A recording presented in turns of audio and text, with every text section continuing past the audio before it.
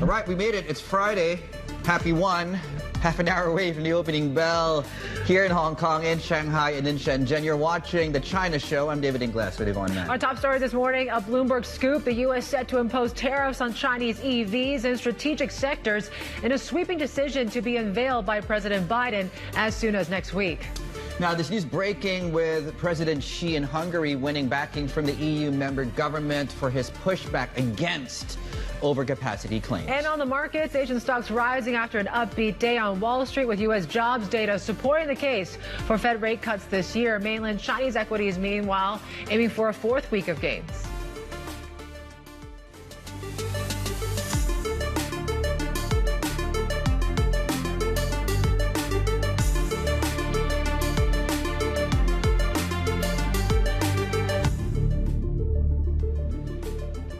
Okay, it's quiet, but then again, we're up for the session here today as we wrap up this trading week. And you take a look at, really, it's been a good week when it comes to equities. I think global stocks have been doing quite well. We're on set for 3 weeks of gains and many benchmarks here in Asia, including the likes of the Kospi, Hong Kong, AXX 200, the like here. And we're continuing those gains here this morning. Nikkei 225, that's been a down arrow story this week, though, but we are up about 1.5%. The jobless data out of the U.S., jobless claims, I believe, actually was quite elevated. So that bad news was actually good news for these markets, and you are actually seeing the dollar hold on to that drop that we've seen. That's certainly helping some of these Asian currencies and treasuries as well. We're set for a second straight week of gains for treasuries. The 10-year yield watching very closely. We're just below that 445 level here right now. And that 30-year bond auction was deemed successful, so that's supporting that long end of the curve here this morning as well. And we're watching very closely what happens with U.S. futures, right? So we're basically, we hit 5,200 on the S&P.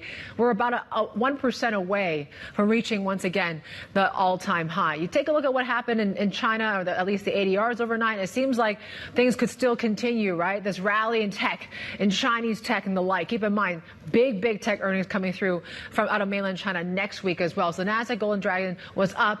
And you take a look at what the setup is like for the rest of the day for China. So the breaking news about these potential tariffs on Chinese EVs and strategic sectors that the President Biden administration is considering here right now. We've already seen a little bit of movement. Guys, can we flip the boards here and just see?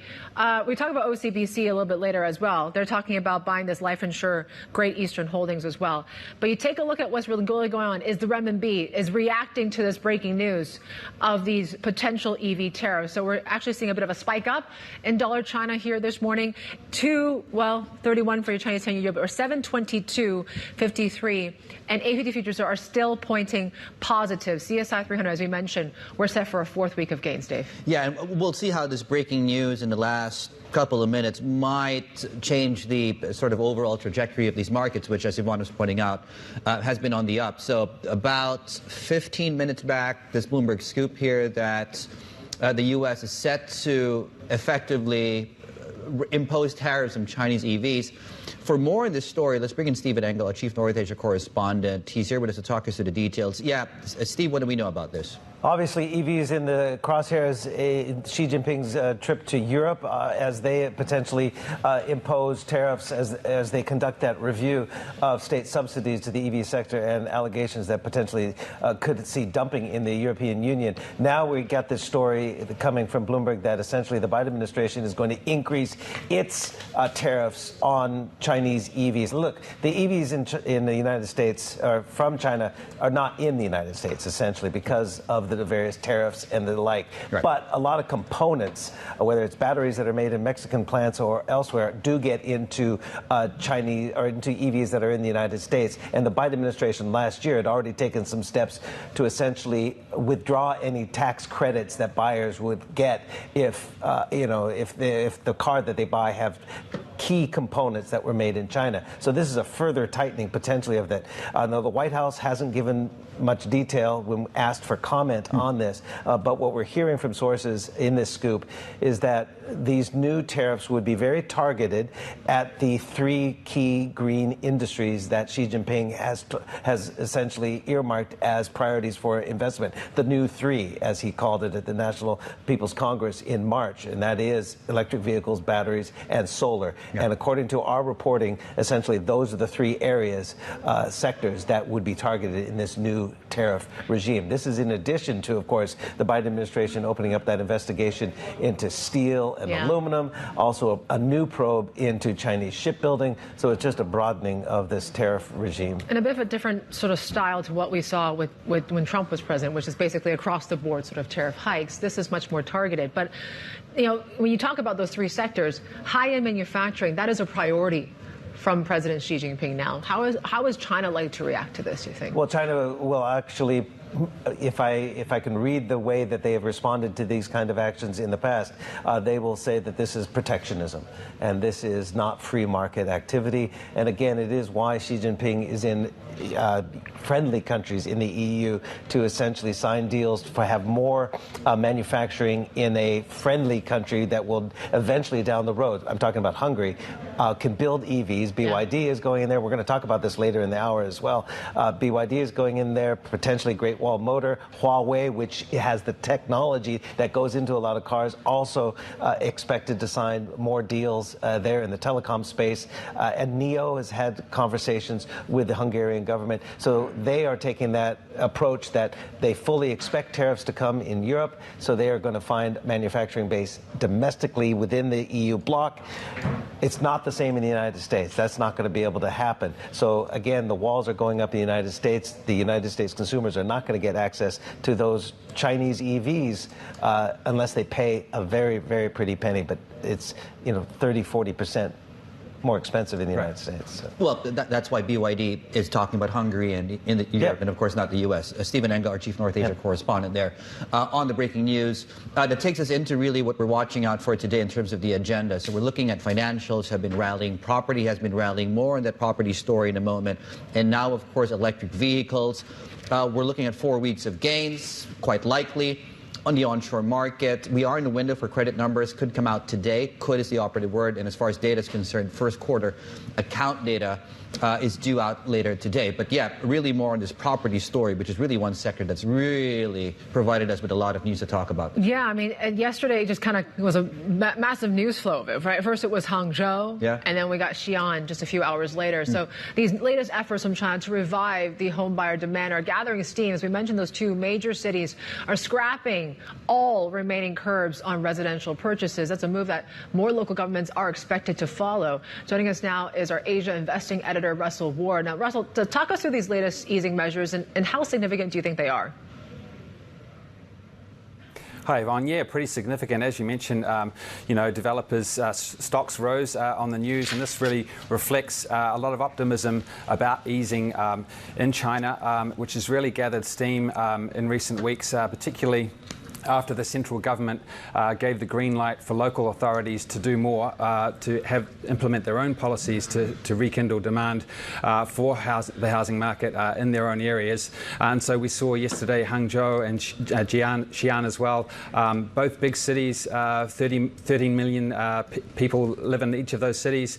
And so that really reflects a significant step, and analysts are expecting more cities to follow. Having said that, it would be a big surprise if some of the top-tier cities like Beijing and Shanghai went all the way and scrapped home buying restrictions entirely. Those markets are not quite as weak, and so if they went the full hog, I mean, that would be a really surprising move. And, the big question is, equity markets have responded. We're just showing bond markets have responded, Russell. Will this easing eventually succeed in reviving housing demand? Yeah, I mean, this is really the big question, David. Home buyers still have a lot to worry about. Home buyer sentiment is still extremely low.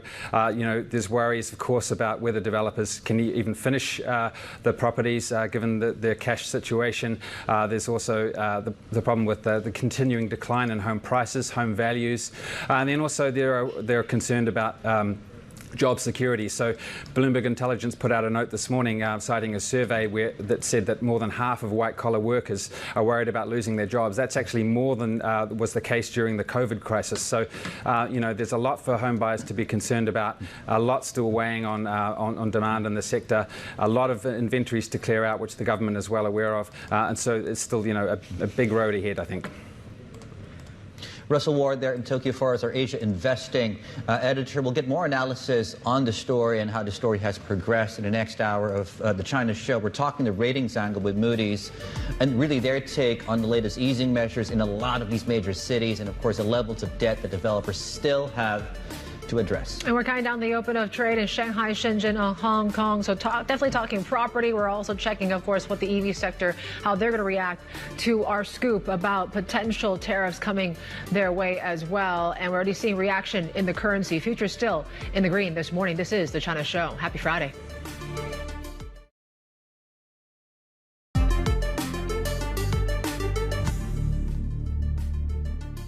Talked about the movement in the currency right now. You take a look at how dollar China, you're seeing a slight pickup, spike there on the back of this Bloomberg scoop here that the U.S. is set to impose tariffs on China EVs in key strategic sectors after a review could be announced as soon as next week.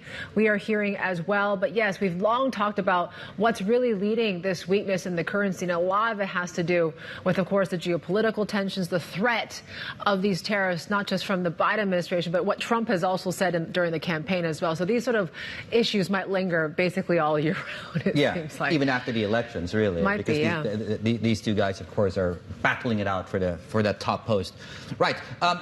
When you look at markets, and Yvonne is pointing out, right, the stronger dollar, for example, we had the Bank of England yesterday, of course, come out and effectively signal they're about to cut interest rates, right, in the next two meetings. Is it the euro? ECB is probably next. We've heard from the RBA, of course, this week. That's the dollar story. The equity market story, though, is we're up 3 straight weeks on the global benchmark. We're up, in fact, also in treasuries for a 2nd straight week. Let's put all this together. And with sort of the key earnings coming through out of NVIDIA, big tech out of China next week. Taosha Wang is here with us, PM at Fidelity, to talk us through really how they're positioned given all this information that we just told our viewers about. Nice to see you, by the way. Good morning. Good morning. Well, a pleasure to be here. Is this a good time to be long equities?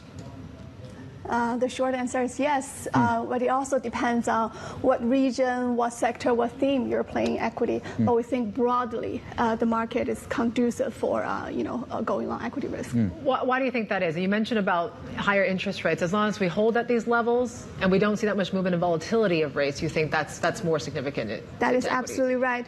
We like to think that for equity-heavy portfolios, the volatility of interest rate matters more than the level of interest rate. This is because a relatively high but stable interest rates can be absorbed by the equity market as long as the earning growth delivers. And this is exactly what we're seeing in, for example, the U.S. market right now.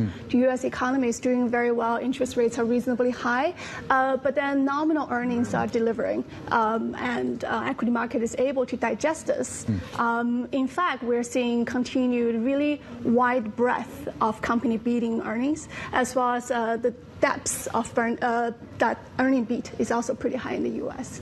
Would you say the U.S. is still the best opportunity out there? Just all things equal, that equity market presents the best option for equity investors? I would say from a regional perspective, we like U.S. We also like Japan. I'll be honest with you, we're long Japanese equity on a hedged basis, and we're pretty happy with that trade. There's still probably a long way to go for the Japanese reflationary story, which has played out for some time. Right. I mean, a weak Japanese yen certainly helps the structural competitiveness of Japanese exporters and Japanese corporates in general. You said you don't do too much in China here right now. I'm just wondering why, and how much can you afford to miss out on this rally? I mean, frankly, we have small positions in China. We are watching the market rally very closely. We are pleasantly surprised by it, and simply because we have a smaller starting position, it means we have more loose powder to potentially deploy into this China rally. I mean, there's been quite some good news coming from both the macro front as well as the policy front. But if I were to be really greedy, I would be asking for 2 items on my wish list. Number one is more improvement on the consumption and the demand side of the economy, and the other would be just earnings getting better. And next week is the key time to watch. Yeah. Right. How important are those earnings next week from China Big Tech? Incredibly important.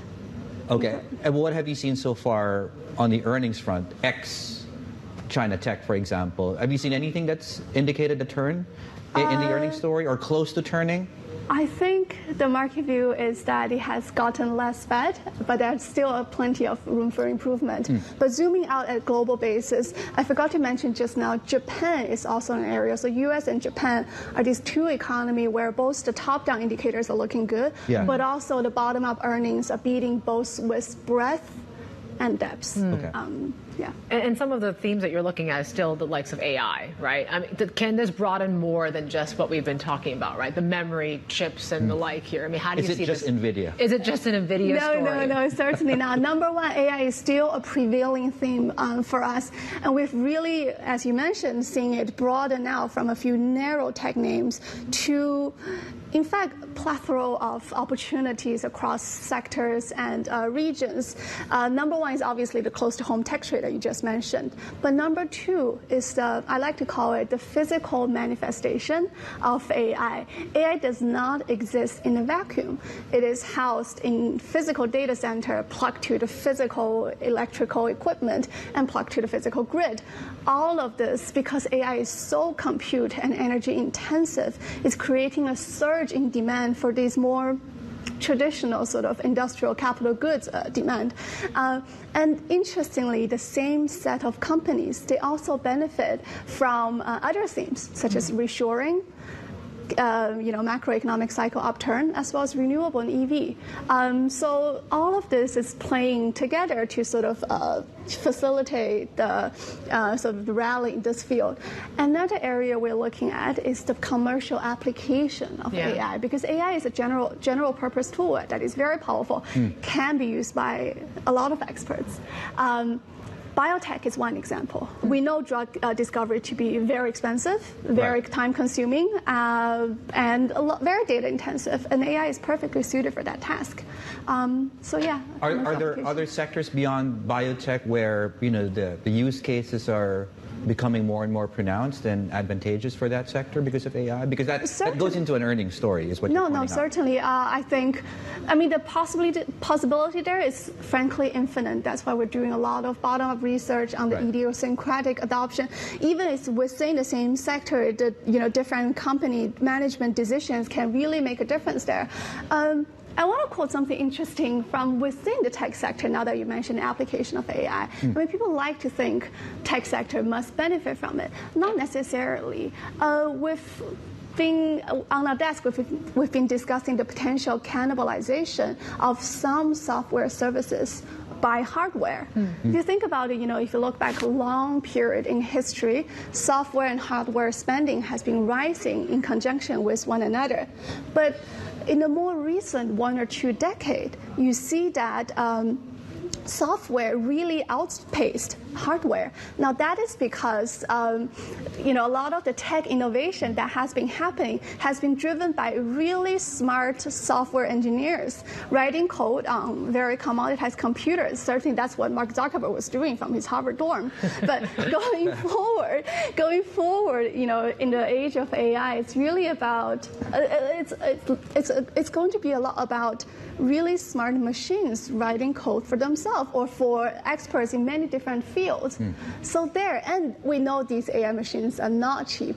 They're very powerful. So that is another trend that we're looking into. So really a lot of granularity there. Final question. We started out by looking at the equity side of the equation, and I'm wondering how you're looking at fixed income right now, because you obviously oversee a sort of cross-asset portfolio there as it pertains to two. Yes, absolutely. A few things we pay attention in the bond market or the fixed income market in general. Number one is, as we were talking about, the volatility versus the level of interest rates. More specifically, we're saying bonds. We look at number one, the shape of the yield curve. If it's inverted, then it means you get paid more carry on the front end of it. Right. We look at the volatility of fixed income market. Well, the MOVE index is a pretty straightforward measurement of that. And by and large, the fixed income vol is still relatively high. So when you do that carry divided over vol, then you really need to pay attention to vol as well. The third part is correlation with equity, because our portfolios have significant equity risk. It will make a lot more sense if bond market are more negatively correlated with equity. So those are the three areas that we really pay attention to when we invest bond in our portfolios. Okay, so it's not yet a time for bonds, is what you're saying? It's not yet three green lights flashing. Okay. Taosha, thank you. Taosha Wang there, portfolio manager at Fidelity, joining us here in the Hong Kong studios. Of course, we're checking the pre-market of some of these EV stocks here right now on the top of our, the back of our top story here about President Biden and his administration poised to unveil this sweeping decision on China tariffs as soon as next week, targeting the EV sector. But we're not seeing a big reaction so far. It's pretty mixed so far. Li Auto, though, that one is slightly lower by about 1.5%. Hang Seng, though, pre-market is still doing quite well, Dave. Yeah, we've only counted 2 losing days in the last 3 weeks or so, so the uptrend does continue. 18.7 right now on the Hang Seng Index. The open, last one of the week, 7 minutes away. Happy Friday. You're watching The China Show. Good morning.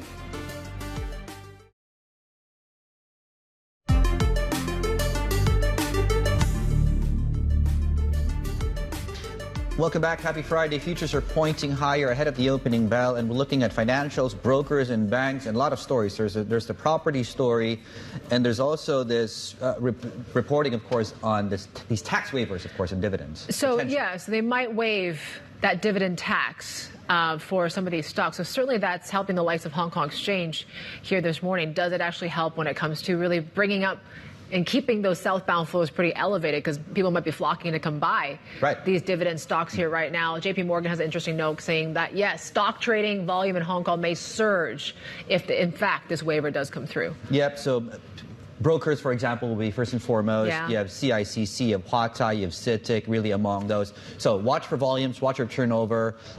In fact, just on this note, and flip the boards, please, before we look at that, too. So yesterday was the first negative day on the southbound connect in, can't remember the last time, mid-March. But yeah, it was time just one day. Time for a break. Yeah, it was just one day. Analyst actions include standing heavy. Start watching the industrial space here. Cut to underperform at Daiwa. You have ENN Energy reinstated buy, SCLSA, and Spring Airlines ready to accumulate at GF Securities. Right, SMIC out with earnings. Very briefly, look at that stock plus other things, of course, which we can save for later. Just after the opening bell. Happy Friday.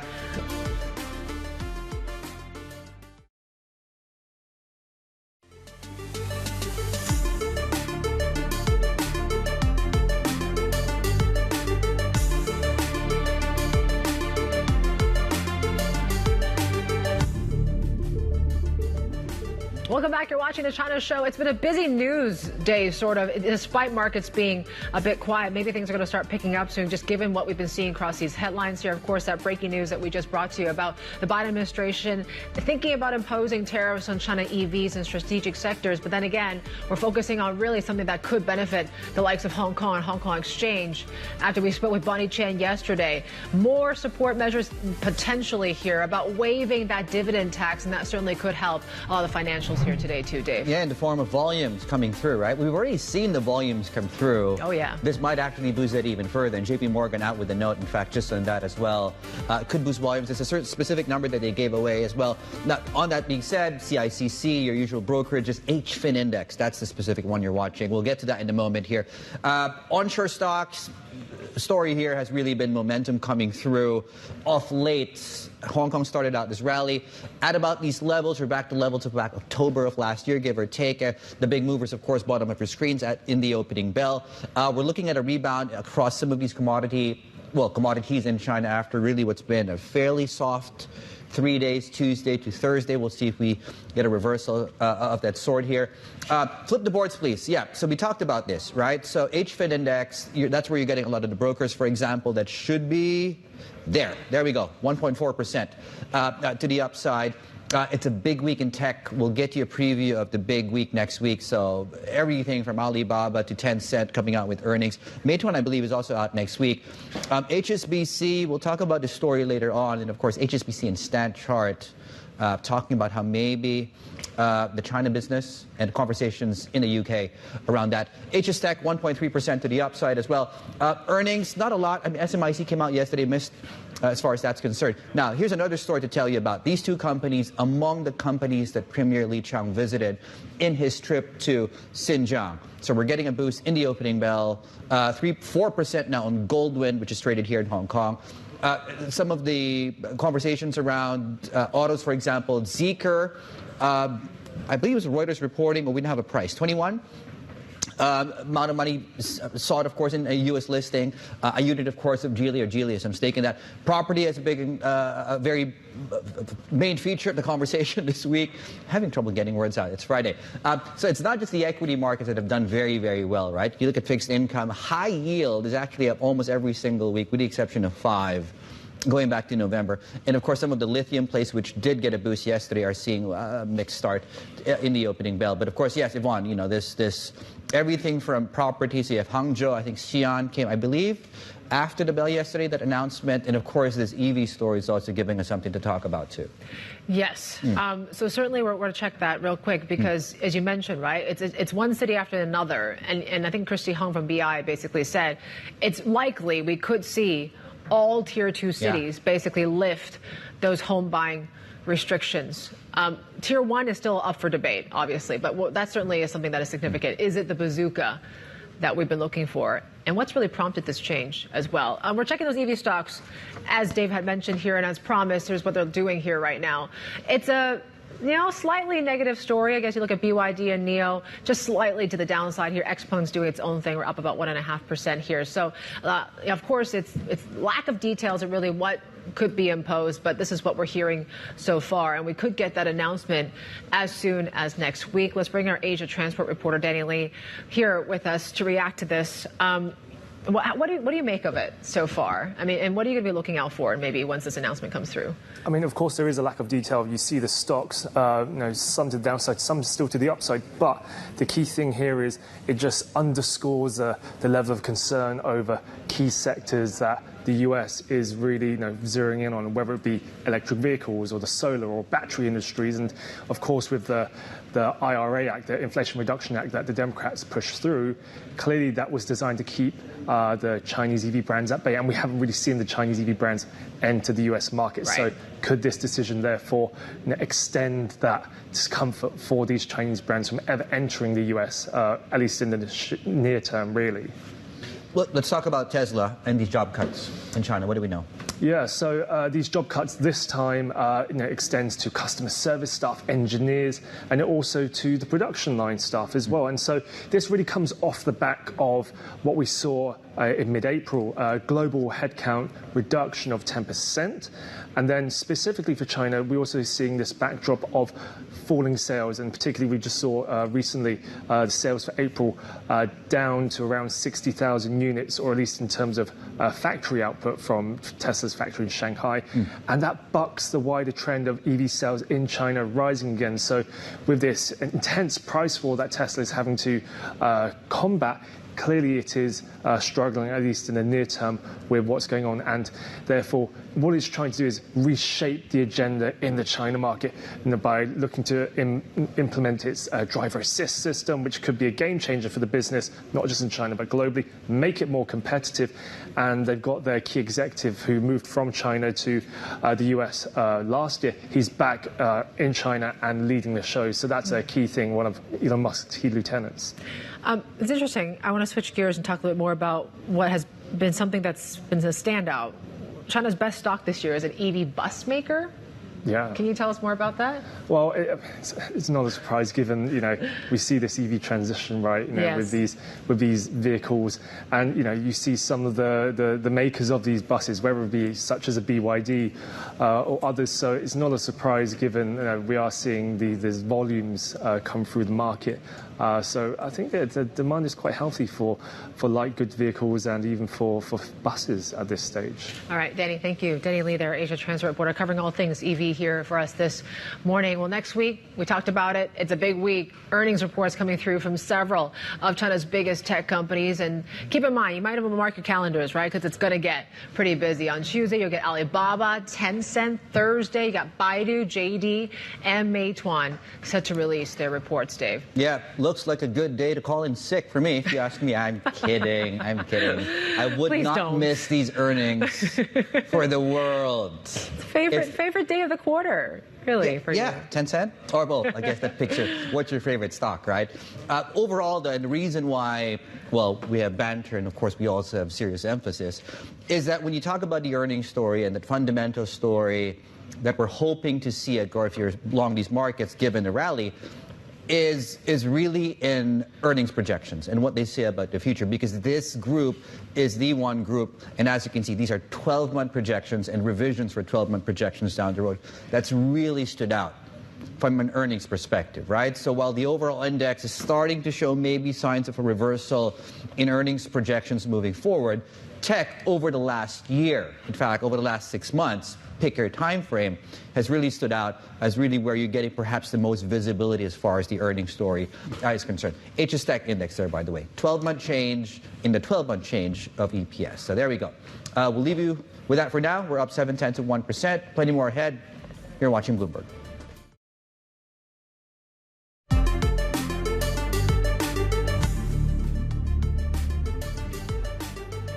All right, it looks like we are continuing to see gains here when it comes to the Hang Seng, and we talked about 3 weeks of gains.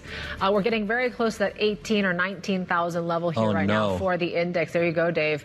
You just got to start thinking about what costume to wear. Yeah. But yeah, I think what the optimism around this is really what we've been hearing about this report about maybe dividend tax.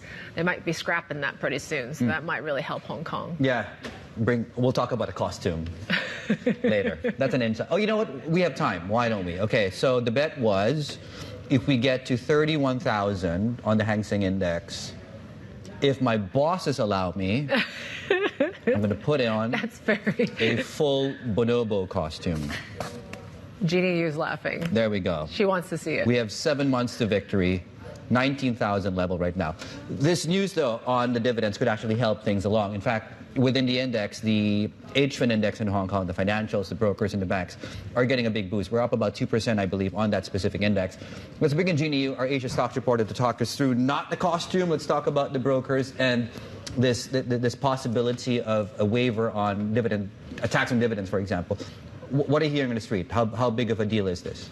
I think it's a big deal in terms of, we've seen increasingly a very interesting trend since late last year was that all the mainland investors, they're actually flocking to buy those dividend payers in Hong Kong, like China Mobile, HSBC, those big banks, energy names. I guess if we have this dividend tax removal, that would definitely, help the sentiment, especially, boost the return on their books. So, and what we are seeing today, this morning, is also all the high dividend payers in Hong Kong, they're all rallying. I guess that's partly because of this news.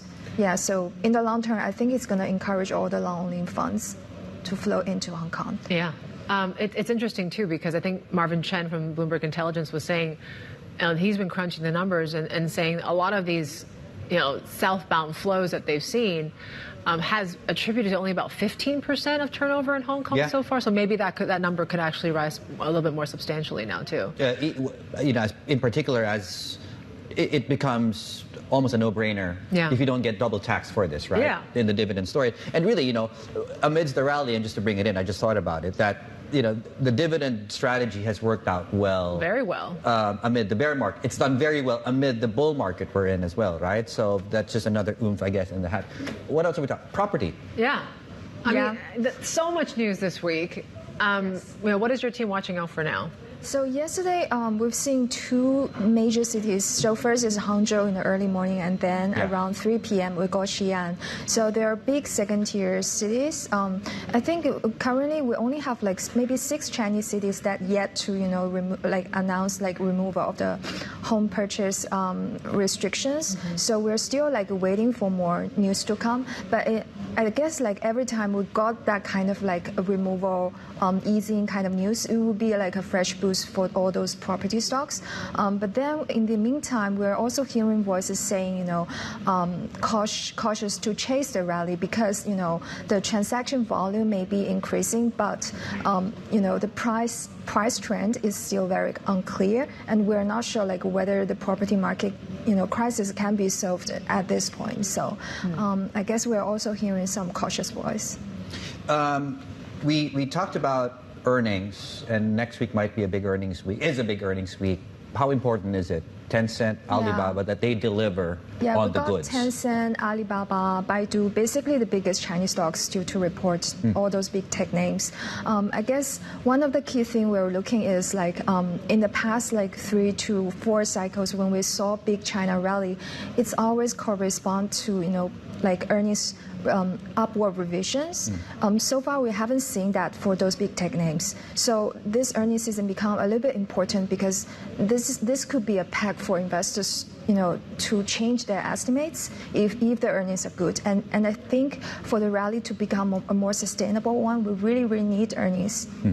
All right, Jeannie. Thank you, Jeannie Yu. Watching these China markets for us as well. And some other corporate stories that we're tracking for you today. China's largest chip maker, SMIC, missed quarterly profit expectations on sluggish macroeconomic conditions. Net income was $72 million on revenue of $1.75 billion. Both came in below analyst estimates as Chinese consumer sentiment remained weak. SMIC may still get a boost, though, with smartphone chip orders from Huawei expected to double this year. The guidance, people are also saying, in the second quarter might be why the stock is up some 1%. Still looking a bit of improvement there. Snap CEO Evan Spiegel says the U.S. should develop a framework for dealing with national security issues in the tech sector. Speaking at the Bloomberg Tech Summit, Spiegel said more defined measures will be important for U.S. companies that do business with the likes of China. He was commenting on the recent divest or ban legislation targeting TikTok. What I think is really important is that we come up with a durable framework to deal with these sorts of national security issues. I think the United States has recognized that there are these issues, but has sort of been dealing with them in sort of an ad hoc, one-off kind of way. And I think that has real implications for the economy looking forward. If you think about how many businesses in the United States, have a relationship with China, whether or not they manufacture there or they sell their products there, I think it's going to be really important for those businesses here in the United States to get a lot of clarity. Bloomberg has also learned that HSBC and Standard Chartered are among major UK firms pressing Prime Minister Rishi Sunak to tone down proposed restrictions on doing business with China. Sources say the banks are lobbying ministers not to include China in the strictest risk category in new national security legislation. They argue this would impede business and trigger negative publicity. Goldman Sachs has led major investment banks in posting higher profits in Japan. Net income at its local securities arm rose by a quarter last year to around $250 million as fixed income trading gains doubled. The figure marked the highest earnings in 14 years for Goldman. We've got plenty more ahead. This is Bloomberg.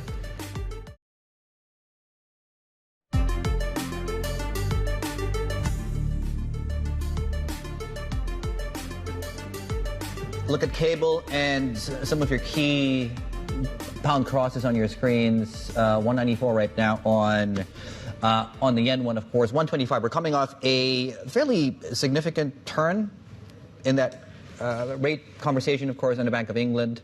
Andrew Bailey says that there would be a case for cutting interest rates in the UK if the economy and inflation continue to play out as expected. Now, he spoke to us after that, the policy committee voted 7-2 to hold rates steady, at least at this point in time. Have a listen. Our forecasts are conditional on a number of things, but one of the things that obviously are conditional on is we use the market curve to set them up. So I think it's important that if we find that a forecast with the market curve produces a best judgment, which has inflation below target or above target, wherever, but not at target at the sort of horizon, we say so. We say this is where we got to. Best collective judgment is that. Now, it follows, I think, that, and this is the comments I made earlier, that what we're saying is if, and the if is of course critical here, if the world evolves as that forecast suggests it was, well, probably the case would be there for a less restrictive path of policy. So is it's June all conditional? Everything's conditional. Is June a live meeting? All meetings are live. So is June likely? That's a different question. That's different. Look, I think the key points I would make is that we have changed our view on the likely persistence of inflation, on the second round effects. And I think it's good news. We think there's evidence there to suggest they will be less pronounced than we thought they would be. But that's a judgment. And for me, I'm now looking at particularly these three key indicators: services inflation, pay, and the quantity side of the labour market, to really judge this persistence question, how it will evolve. Governor, there is an assumption, looking at history, that once you cut, you continue cutting. Now, without prejudging what you'll do, can you give us an idea of how you see the cycle different to 2009? One thing I would say about this, which is sort of quite interesting, and it's something that we looked at during this round, it's quite interesting in the history of the MPC that most of the cutting cycles in inverted commas, have actually been prompted by some sort of shock or other, rather than being what I might call a natural cyclical sort of, we've reached the top and now we go down the restrictiveness curve. So we don't have a lot of, I would just caution, there isn't a lot of sort of history really to... So what you're telling us is because you're not cutting in a recession, it could actually be one and done? Well, I think that would be unusual. But I would say, as I said earlier, nothing's settled, there are no fait accomplis, nothing's ruled out. Governor, what can you tell us about the play between, of course, interest rates and QT? Right? Some may find it confusion because they're pulling in different directions. So the message we've always given with QT is that QT operates in the background for us. We don't think it has large impacts in terms of markets. But the other point, and this is really the critical point, when we sit down to decide on what the right interest rate setting is, we take into consideration everything, including markets, obviously, and markets will have absorbed, if you like, and taken into account the impact of QT. So, in other words, QT is always there, if you like. If there is any effect from QT, we'll capture it, because we'll capture it in the movement of markets, and then we will set bank rate to reflect that. But you don't think it's confusing for markets, this kind of pull? I don't think so, no. Don't think so. So you're not expecting it to end it before the end of the year to make sure that there's no confusion in what you're trying to do with the economy? I don't think there was, to my mind, any difficulty if we get to the point when we're going to cut interest rates to have QT going on as well. Yeah. That was the BOE Governor Andrew Bailey there with Bloomberg's Francine Lacroix. Another check on the markets here right now, and it really is just one story that we're tracking here this morning, and it is, of course, the financials. Look at this. We're up about close to 5% in the last 2 days or so. Most of those gains really came this morning on the back of this report that potentially Hong Kong is considering this removal of the dividend tax as well. Just given how almost every analyst that we talk to talking about China talks about the dividend play right now, this is benefiting a lot of their coverage. And it seems like southbound flows, maybe that's another key support that's going to be there now. Absolutely, and you were right. Like the group that is set to benefit the most straightforward play here really is go long the brokerages. So every single stock on this specific benchmark, there are 30 of them, are actually on the way up. You're talking about, so this is effectively an index of banks, brokers, insurance. So your underperformers Guangfa, that's GF Securities, 1.1%, and that effectively goes up. Hang Seng, well, you were speaking with HKX boss yesterday, and that's talking about this too, right? And that was what got her most excited, was that it's the support measures that we've heard from the CSRC in the last few weeks, whether it's about expanding the scope of the Stock Connect, whether it's about encouraging more top leading names to list here in the city.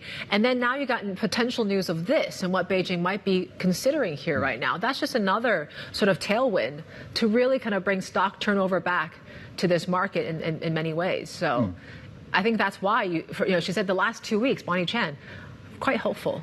Yeah, JP Morgan, let me just flesh out that note that they put out as well. So quantifying, I'm just reading here almost verbatim, quantifying the upside here from this news for trading volumes is not straightforward. What we believe, it is fair to assume a degree of spike in the southbound turn on expectations of approval. So, of course, if approval, of course, comes.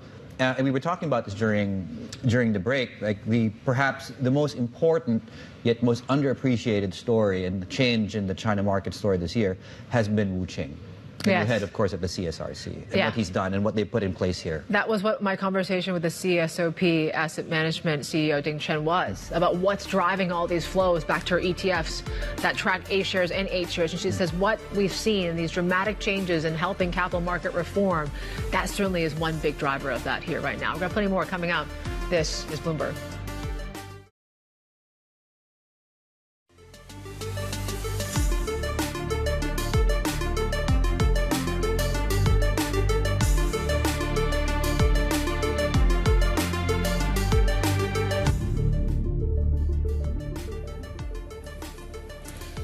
Welcome back to the China Show. Here's a look at your HSI here this hour, and just 30 minutes into the trading. We're off some of the highs already, but certainly we're still seeing a decent day of gains here. And really, this rally seems to have resumed. And the news today really has been what we're hearing in the reaction of financials, right? So this news that potentially, maybe, according to our sources, that the CSRC and the State Taxation Administration are reviewing a plan to submit to Hong Kong to waive that 20% tax on dividends, to avoid that double taxation. So that certainly is what's lifting this Hong Kong rally here today, Dave. Absolutely. It goes to show really how much fixing, I guess in this case, fixing the piping of the stock connect and really incentivizing flows can do, right? So a lot of your financial stocks, as you can see 30 minutes into the session, are doing very well. It goes into the dividend part of the conversation, so right? So these are sort of your first recipients, perhaps, as far as the brokers go, to be more specific, of all those flows. Hong Kong exchanges, of course, seeing the biggest single-day gain going back to November 2022 when China reopened from COVID-0. So that's also playing out as far as the stock is concerned. It's playing out across some of the high dividend plays like the banks, for example, ICBC and China Construction Bank. That's the China story. What's happening outside China is also, and perhaps because of what's happening in China as well, lifting some of the overall mood out there. Asia, ex-China, as you can see, 0.5%. The Nikkei is also doing quite well, and some of the other benchmarks across your screens. Overall, though, amidst this sort of comeback in the U.S. dollar this week, we are on track for a weekly gain in the Bloomberg Dollar Index, for example. Stocks have actually done very well. So we're poised for a third week of gains in stocks. The treasuries, by the way, have also done very well. Yields have pushed down for 2 straight weeks. So we're putting all things together. It's Friday. We're headed into the weekend. So we're now actually very close again. And we'll see what happens with tech earnings next week and NVIDIA on the 22nd of May. MSCI All Country Index is now fast approaching that high that we hit back in March of this year, which would effectively put us back to a record high. We'll see. And it looks like we are headed there, 20% over the last year or so. Yvonne. All right, let's get to one of our top stories here this morning. Bloomberg has learned that the Biden administration is set to impose tariffs on Chinese EVs and other strategic sectors. Our White House correspondent Josh Wingrove has more on that scoop, which he brought with his team with us here right now. Josh, it's always great to have you in the program. Thanks for staying late. Tell us a bit more about what we've learned and what could happen next week, potentially. Yeah, this one has been sort of simmering for quite some time. And the question really is sort of where was Biden going to go with this ongoing review, which is really, taken almost 2 years. And the top line here is that they are going to add new higher tariffs on certain key sectors. We do not know the full list. We know the list includes things like electric vehicles, like some batteries, as well as solar cells, and potentially other items. What they're also not doing is really making broad-scale adjustments, according to our sources at least, the White House is declining comment, to existing 301 tariffs. And that sort of takes off the table a scenario where the White House might have raised some, lowered others, and come out as a wash across the board. So it doesn't look like they're doing that. But what they are doing is rejecting the sort of across-the-board hikes that Trump is talking about as he campaigns to retake the presidency. Of course, he's talking about 60% tariffs on all Chinese imports. A lot of Democrats think that would simply stoke inflation. They don't want to do that. Instead, we're seeing this more targeted approach. So EVs, certain things around batteries, solar cells, that's certainly what we're looking at. Looking for more detail. We also, of course, don't know what the new tariffs will be, how significant an increase we're talking about.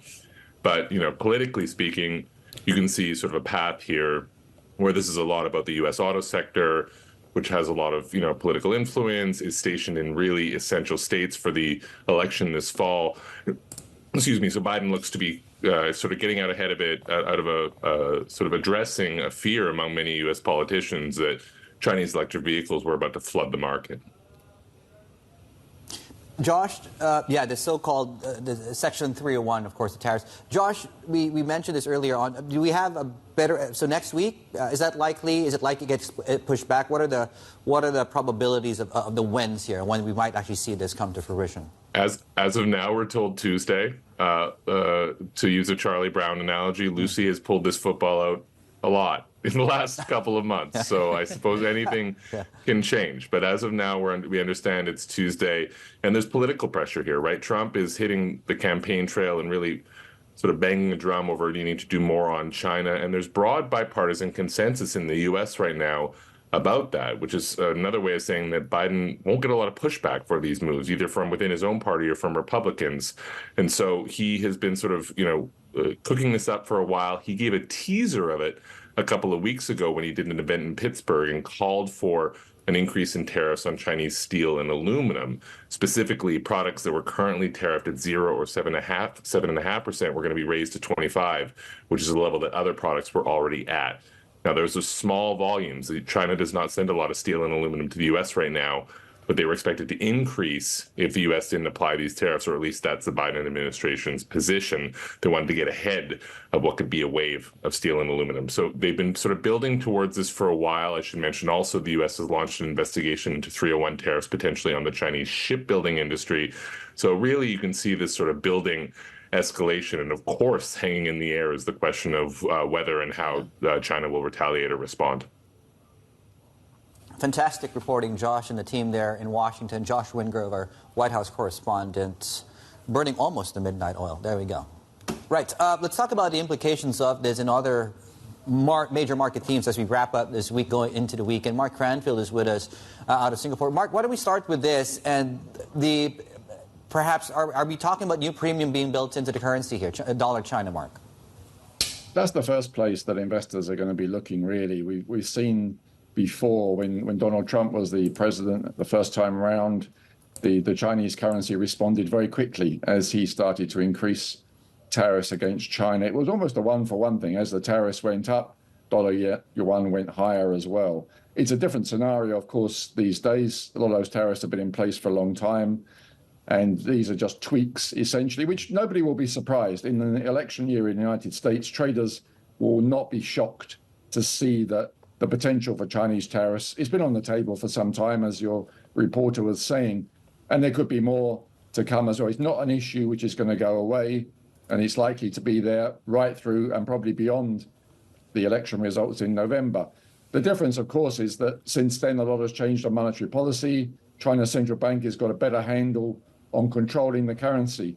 But certainly that is the area that people will be most nervous about. They will be concerned that at some point China will have to say, particularly with the yen being so weak as well, and no sign of it getting any stronger for the time being. So China's being hit from all sides. It's being hit by its competitors in the currency market, and it's being hit by tariffs and the threat of tariffs coming from the United States. So certainly for one thing, it means anybody who is expecting the yuan to strengthen this year, forget it. It's not that's not on the cards. It's just a question of how far is the yuan going to be allowed to fall. The PBOC has been doing a very good job of stabilizing it, but the job is getting harder and harder, especially with their monetary policy being pretty easy in comparison to the United States. So interest rates are not helping them. The other currencies are not helping them. Things are really getting stacked against the Chinese currency. Yeah, that's the FX sort of impact. I'm just taking a look at this equity market in Hong Kong, Mark, though, and it's just something that continues to go from strength to strength.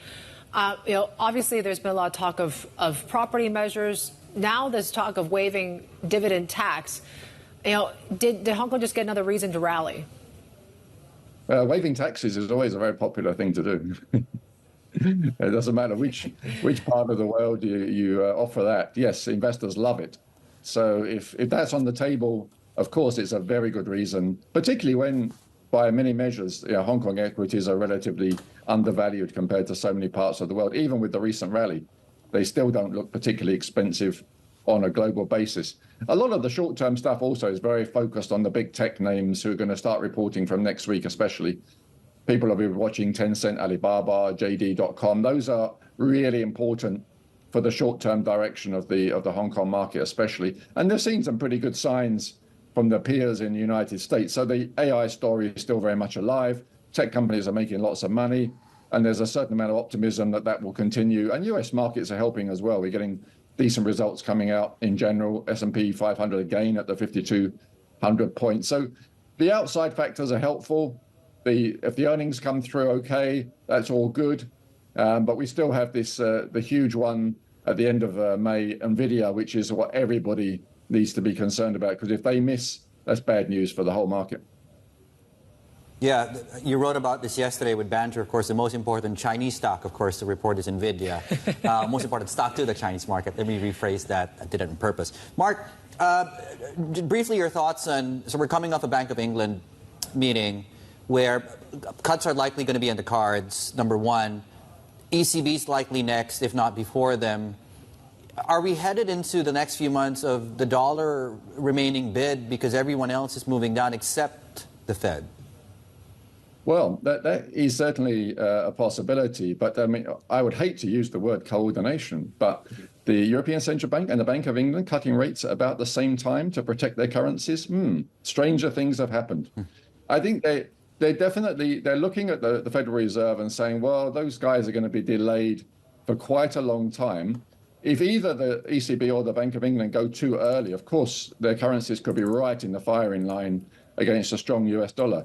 So why not start cutting rates pretty close to each other and on a similar path? So if we get 2 or 3 rate cuts on a similar timetable from Europe and from the Bank of England, it probably means that their currencies can stay in a nice tight range, which they have been for the past few months.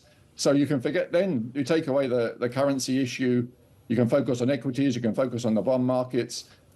Portfolio investors will be pretty happy if the European Central Bank and the Bank of England are lowering rates at about the same period of time in the same kind of manner, 25 basis points once a quarter, something like that. Mark, have a great weekend. Mark Cranfield there, MLI strategist joining us out of Singapore. Still ahead on the China show. Moody's giving us their latest take when it comes to China's property sector following easing measures in major cities. Kaven Tsang is going to be joining us in just a few minutes. This is Bloomberg.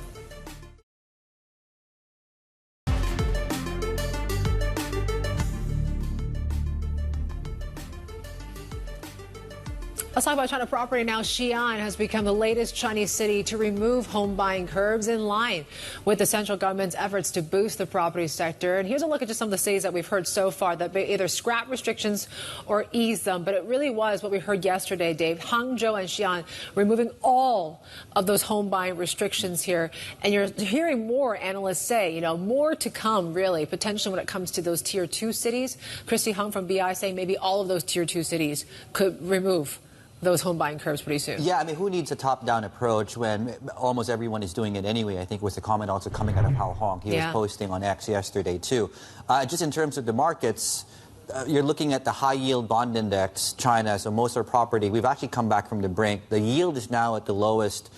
Yes, still 11.5%, but that's more than a third of the peak of 31%, lowest level here in 3 years. Now, what does this all mean from a credit profile perspective and credit risk, and has this really changed how the ratings agencies are looking at this group of stock and saying, things are actually better?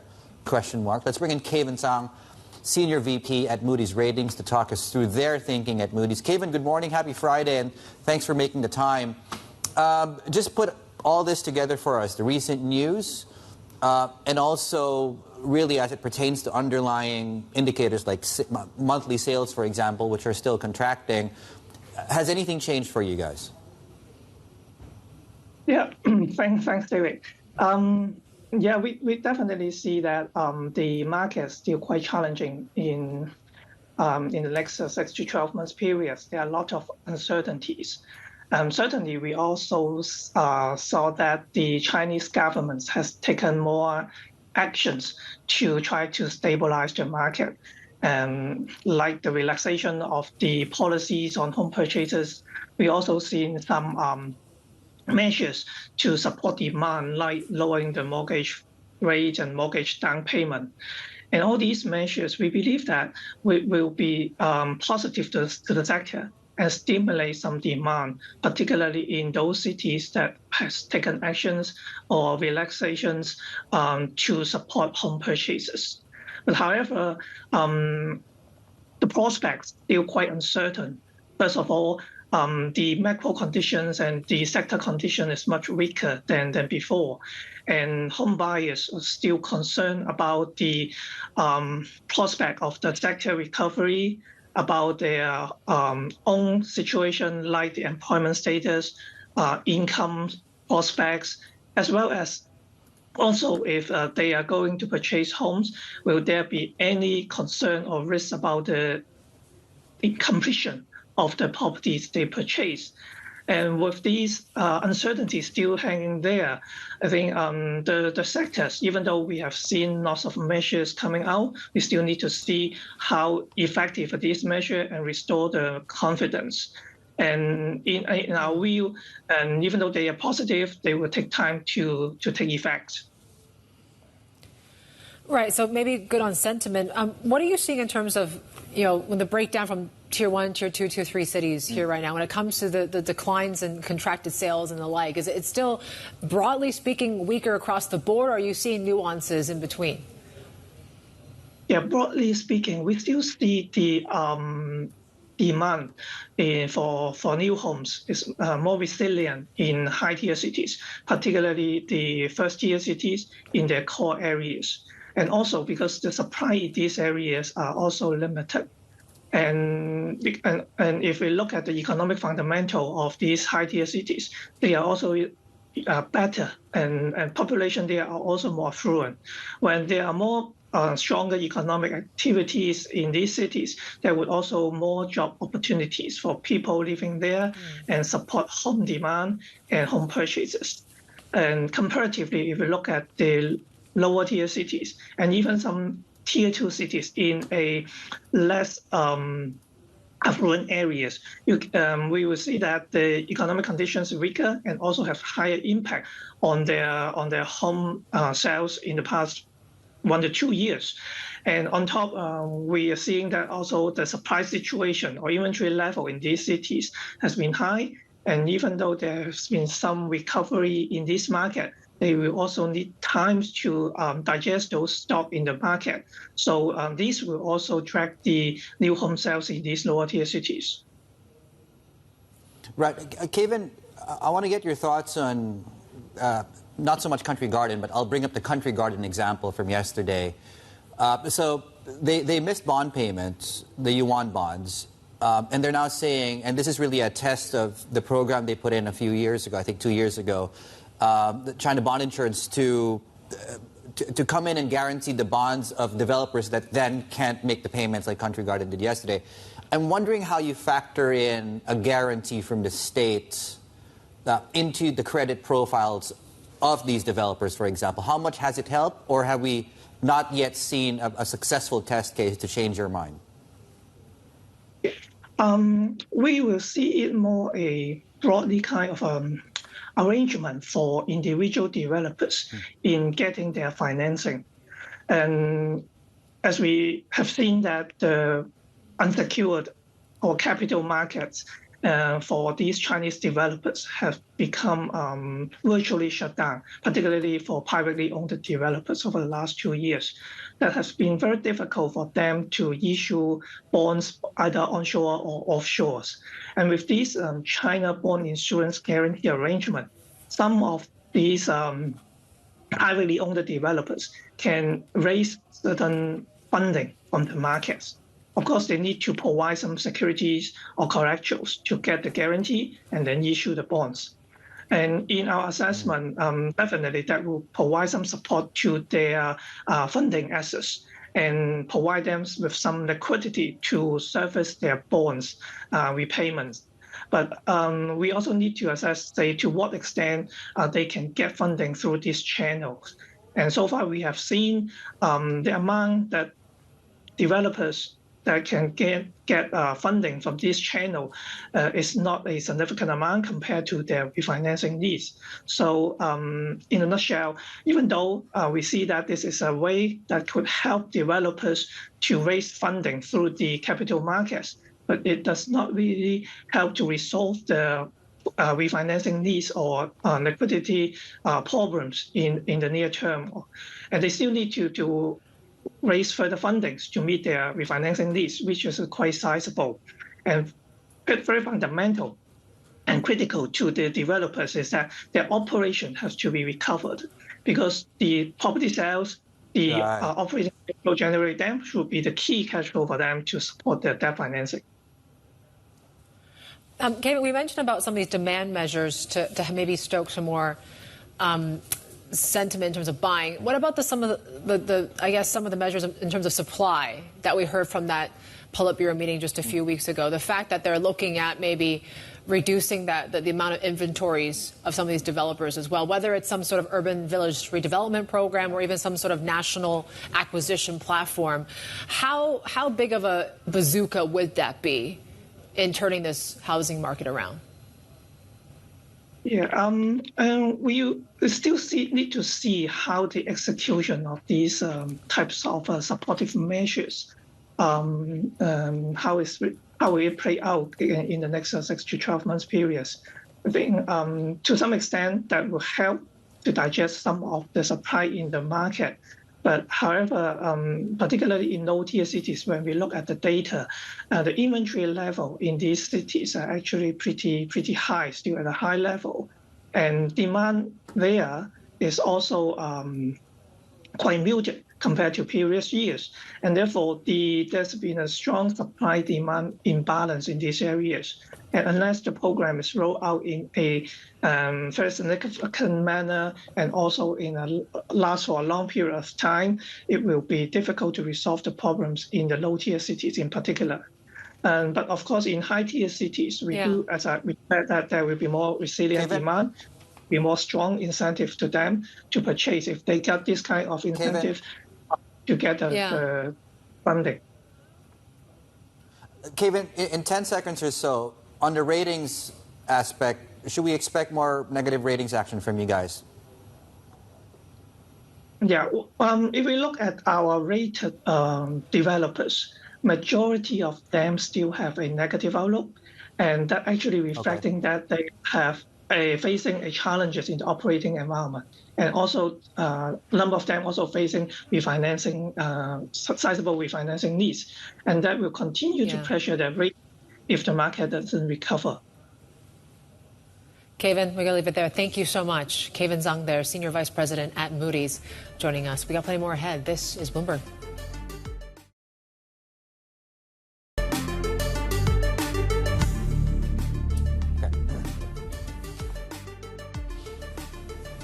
Right, welcome back. You're watching the China Show. This reports and the story on dividends, paying dividends. There we go on your screens. Dividend yielding stocks or stocks with high yield dividends are doing quite well. HKX, of course, is a beneficiary of this. If volumes do pick up, biggest jump in the stock there. Going back to November 2022, very quickly, a few movers to tell you about going into the Japanese lunch break. We're in the thick of earnings season. I believe we have some 600 stocks across the Nikkei and the Topics Index set to report earnings today. Let me just, single out SoftBank coming out, and there we go. And also Sony, of course, planning that Paramount, including the sale of the popular studio line. Plenty more ahead. This is Bloomberg.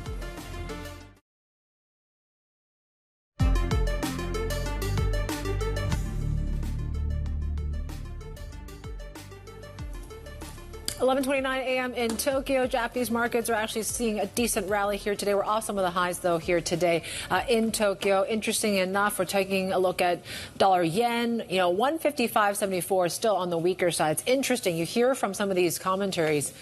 Vanguard, I think, was joining in on this chorus of, maybe the likes of PIMCO, too. I think those two are the ones that are still thinking the market is underestimating the chance of hikes from the BOJ to lift the currency. They're still thinking, I think, rates can go up to like 0.75% by year end. Okay, so that's a lot more steps. A lot more. Yeah. Than 2 or 3 at least, they're saying. So June's definitely live if they're correct. Yeah. Yeah, and the yen, even at these levels, is still higher than most of my dreams, so which goes to show really how unambitious I am. But that being said, let's set it aside for now. The rest of Asia, we're actually ending the week on fairly solid footing. Japan is a big earnings story. We've been told that. A lot of the analysts we've had on our shows have said they're still bullish on Japan. Reflation story, 0.5% to the upside, despite the strength that's coming through yet again in the U.S. dollar. And as you can see, S&P futures are back above the 5,200 level overnight in the cash market. And that goes into maybe where we go with dollar China and the currency markets following a series of rate decisions and this news on potential tariffs. Yeah, we certainly saw a little bit of that reaction when it comes to dollar China. We're slightly seeing a bit of a, lift here this morning. It's also impacting things like the Aussie dollar here. Yeah. So some of the proxies as well. So certainly, there is some angst here of the potential of tariffs when it comes to Chinese EVs and strategic sectors as well. Let's bring in our FX and rates reporter, Tanya Chen. I think, why the renminbi has been so weak is because of the threat of these tariffs for months now. Not just with Biden, but with Trump. Yeah. So, what is the trajectory going to look like? Yeah, so the threat has been kind of looming for a while, right? And a lot of different analysts have been trying to game out what is kind of the worst case scenario for the yuan. I mean, I think Goldman said that if tariffs really kind of play out as the 60% that Trump has been speaking about, we could see yuan at 8. Wow. Citigroup last week, I think, did a note saying that we could hit yuan at 8.3. But what's really interesting about this is that if you look at the yuan today, yes, the offshore is a little bit on the back foot, but we're not seeing like a major move, right, in the yuan. And one of the key kind of like benchmarks you want to watch right now is the spread between the offshore and the onshore. We've been looking at that every time we hear about more kind of bearish sentiment piling on. And right now that gap is not really, expanding quite as wide as it has been in the past, right? I think we saw 300, 400 pips. And so keep an eye on that gap. I think that will really start to tell you if the jitters are really playing into the market. Yeah, that's a good reflection of, I believe, sentiment. Let's talk about this other broader story right now. And I'm sorry, this is really, really geeky of you guys. Don't make us sound like nerds, okay? This is why people tune in. Yeah? Okay. They want to look for things that are not on the headlines. So why are you looking at me? Look at Tanya. I'm just trying to defend Tanya here. Okay, what are we talking about here? What's this chart? Okay, so we're looking at the reserves ratio to the broader monetary base, which is the M2, right? And so if you look at that ratio, it's actually below the threshold of what the Bank for International Settlements thinks is like an appropriate, ample level for especially open capital accounts in terms of how well they can defend their currency. And so we're actually closer to 8% right now. And what this kind of signals is all of the concern right now that we've been hearing a lot about intervention, right? It's very top of mind. And this potentially is just a look at how well the PBOC can defend the currency. And we know that it's been holding the line here with the yuan fix at 7.1. How much longer can they do that? Because it does cost money for them ultimately if they ever had to dip into their reserves, right? So analysts are saying this could potentially just be a threshold that policymakers should look at and potentially could allow them to consider mildly depreciating the currency a bit more. Okay. Tanya, thank you for that. Learn something new every week. Yeah, thank you for giving me the space for letting us geek out on this. That was a good lesson. I liked it. I feel lucky now. There we go. I wonder what the Japanese measure of that is right now, because they've been spending some money. Yeah. Nothing confirmed. True. Nothing confirmed. They'll tell us at the end of the month. Tanya Chen there. Okay. Some other stories that we're tracking at this point in time. Yeah, speaking of Japan, Goldman Sachs has led major investment banks in posting higher profits in Japan. Net income at its local securities arm rose by a quarter last year to around $250 million, that's US dollars, as fixed income trading gains there doubled. The figure marked the highest earnings in 14 years for Goldman Sachs. Now, Bloomberg has learned that HSBC and Standard Chartered are among the major UK firms pressing Prime Minister Rishi Sunak to tone down proposed restrictions on doing business with China. Sources say the banks are lobbying ministers not to include China in the strictest risk category in the new national security legislation. Now, they argue that this would impede business and also trigger negative publicity. Now, Snap CEO Evan Siegel here says that the U.S. should develop a framework for dealing with national security issues in the tech sector. Speaking at the Bloomberg Tech Summit, Spiegel said more defined measures will be important for U.S. companies that do business with the likes of China. He was commenting on the recent divest or ban legislation targeting TikTok. What I think is really important is that we come up with a durable framework to deal with these sorts of national security issues. I think the United States has recognized that there are these issues, but has sort of been dealing with them in sort of an ad hoc, one-off kind of way. And I think that has real implications for the economy looking forward. If you think about how many businesses in the United States, have a relationship with China, whether or not they manufacture there or they sell their products there, I think it's going to be really important for those businesses here in the United States to get a lot of clarity. Okay, yep, just ahead here in the show, there's a brewing story taking place in, you guys might have heard about it, Baidu and the PR crisis there, literally, and because of it. So, From the head of PR. From the head of PR, right? So we've been looking through what's been taking place on social media and what really happened, of course. So we'll have a look at that story just ahead here on the China Show. Happy Friday.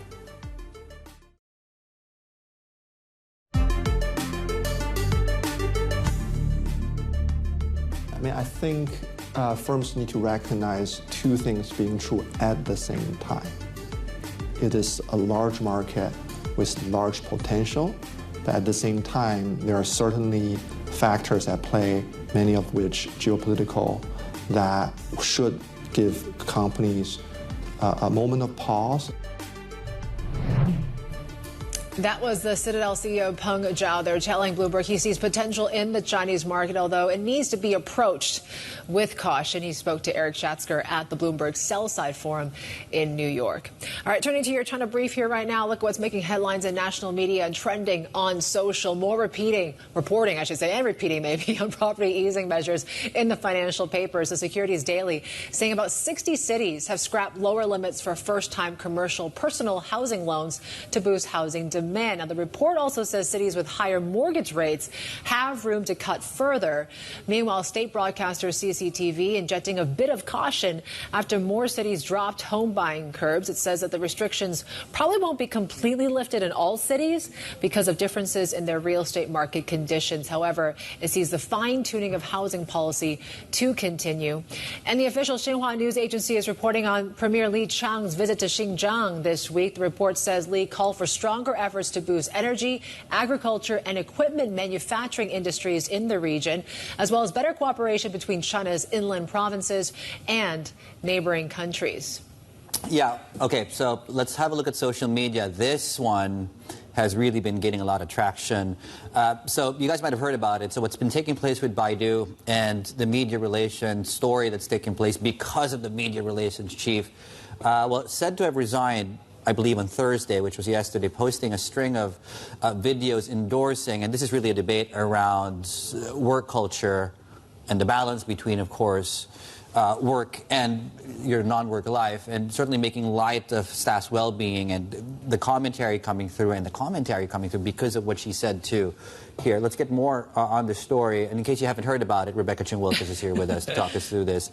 So let's maybe back up a little bit. Give us the background here. Well, the context here is that there has been a big debate for several years now about the sort of toxic work cultures that happen in a lot of tech company startups. This sort of so-called 996 culture, working 9 a.m. to 9 p.m. 6 days a week. And there are all these sort of stories, even from friends of mine, about, leaving your suit jacket on the back of your chair when you leave to kind of give the appearance that you're still there, even though you might have vacated the building. All these kind of tips and tricks. But over the years, there's been a lot of criticism over the sort of potential toxicity of that type of environment. And what you have here now with this Baidu PR chief really seems to have touched a nerve. But there's also a different element, which I think is sort of slightly distinct from the past, which is that in some ways this is a misread of the context that we're in now, which is with a slowing economy, with tech companies cutting tens of thousands of jobs back since 2022, pay salaries being slashed, benefits being slashed. There's such a sense of job insecurity. We have youth unemployment around 50%. This is a very different context and a very different time. And during these moments of economic decline, those with wealth, those with power, they're scrutinized in a different way. And these messages that are sent are looked at and perceived with a much sort of sharper lens. lens. Yeah, I just want to quote some of the things that came out of these videos, because this is according to what we heard, right? Some of these remarks from the head of VP at Baidu, or the former now, I guess, according to some reports. Why should I take an employee's family into consideration? I am not their mother-in-law. If you work in public relations, expect no weekends off. Keep your phone on 24 hours a day. I think they were talking about what? You have to make 50 straight days of business travel. She mentioned something like that. My favorite line out of all this is she says, I'm not your mom. I'm just here for results. I just want to see results. Right. Man. One more line as well. I mean, so do you know what grade your children are in, Yvonne? Yes. She forgot her elder son's birthday. Yes. She says if you work hard enough, you shouldn't know what grade your children are in. As a working mom, gosh, I just have to say, that's no comment, but you should know those things at least. So how many kids does she have? I don't know. I think two more. I believe well, at least one. At least one, because she's forgotten the grade of the person. Do you think this marks, Rebecca, I guess, a changing in the attitudes towards work, for example, right?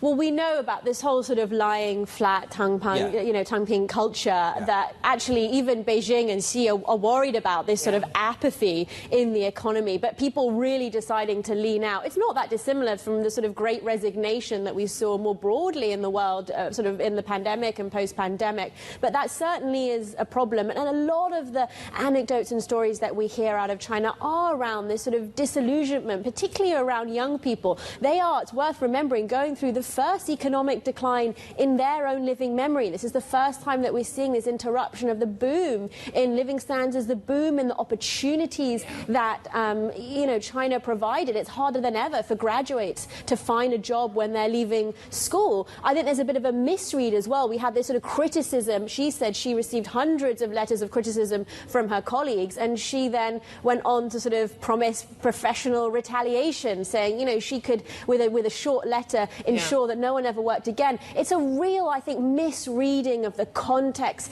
and the difficulties that some young people are facing in China. Yeah, well, we should mention, too, that we reached out to Baidu and a spokesperson. Well, that's the thing, too. Like, who do you reach out to now if the PR head isn't there? But we reached out to the company, and we've yet to hear back, of course, a response from them as well. You about to say something? No, I wasn't, but yes, it's a crazy story, but certainly one that's really making waves there. Rebecca Chung-Wilkins, thank you so much for bringing that to us, and really what more fallout we could get from this. But certainly this has been picked up a lot, not just on social media, but many multiple outlets, news outlets as well. Plenty more ahead. This is Bloomberg.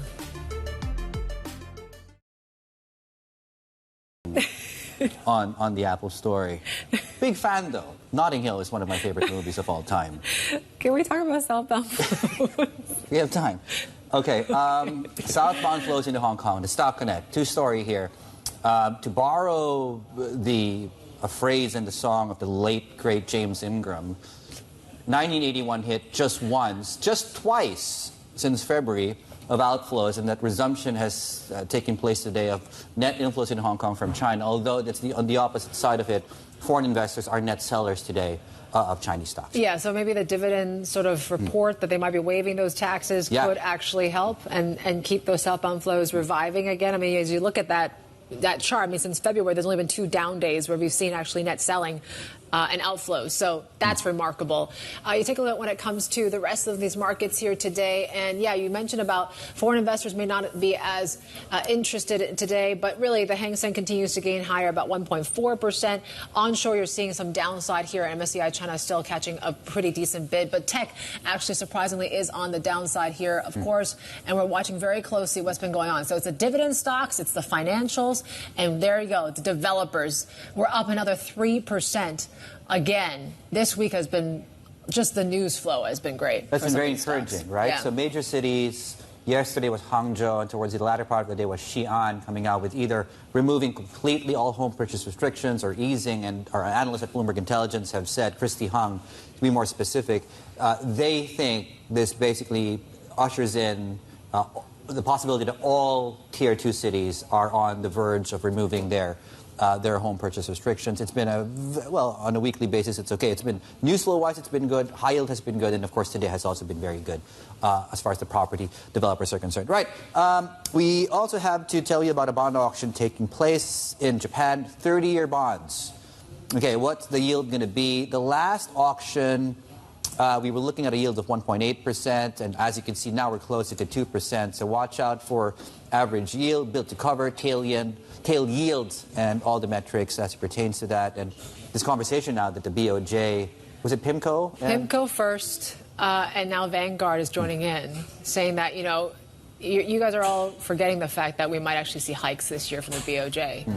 And maybe 2 or 3 or so, because they're starting to really start to think this weaker yen is impacting inflation. So, okay. Time to go to Japan. Or at least exchange your money now and travel later.